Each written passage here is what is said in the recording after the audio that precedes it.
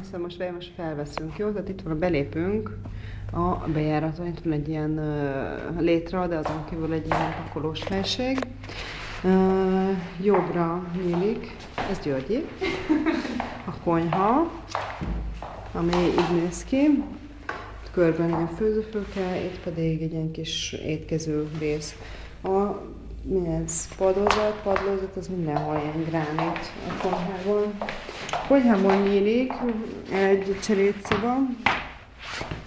Cselédszobából kilátás az udvarra.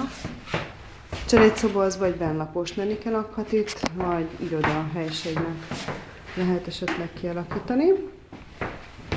Oké, ez egy olyan, mint 10 négyzetméter körüli. Az egész lakás körül. Mekkora az egész lakás? Hány négyzetméter? 113. 113. Jó magas különben, 113 négyzetméter, ez nem olyan giga nagy, de viszont jó elosztása van. Ez volt a konyha. A konyha mellett beérünk egy ilyen WC-vel. Ennek is gránita van kirakva a fala, meg a padlózat is. Azt mondja, hogy utána beérkezünk a fürdőszobába, egy sarokkád, és így néz ki. Utána szép ajtók vannak mindenhol. A kirincs az már nincs meg, de az ajtó szép. Beérkezünk a nappaliba, szép déli fekvésű, világos, legfelső normális emelet. Tehát nappaliból kilátás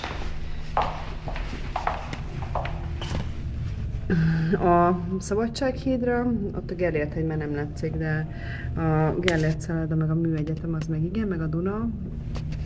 Ez olyasmi, mint ami otthon van nekünk most. Innét pedig a Csarnok, meg a Műszaki Egyetem, meg a Váci utca. Ja, és akkor utána megyünk. Akkor két oldalra nyílnak a nappaliból a szobák.